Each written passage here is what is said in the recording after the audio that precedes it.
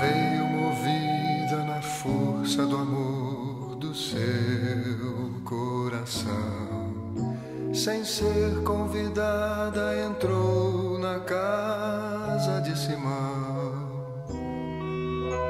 Na mão um vaso de mármore e os olhos molhados de lágrimas, para entrar na história do amor, trazendo perfume para ungir o nosso Senhor.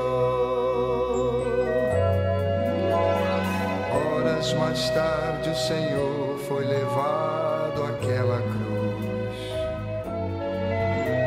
Havia tantas feridas e ninguém para ajudar, mas o vento daquela tarde fria, soprando em toda a colina, trazia espalhando no ar o perfume de amor derramado em nosso Senhor.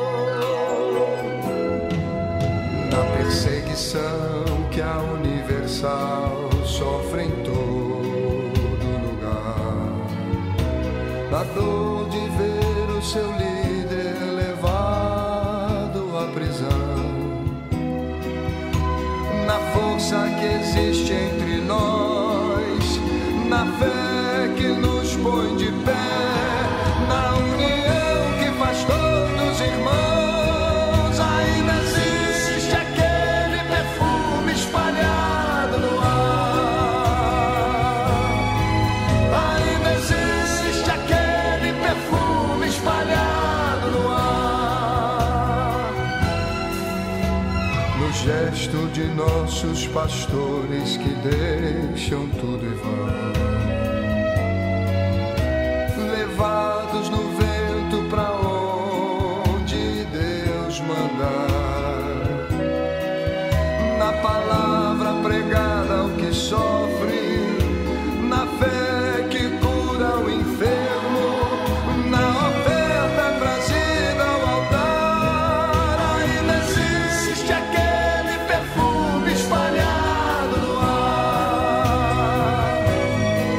Ainda existe aquele perfume espalhado no ar.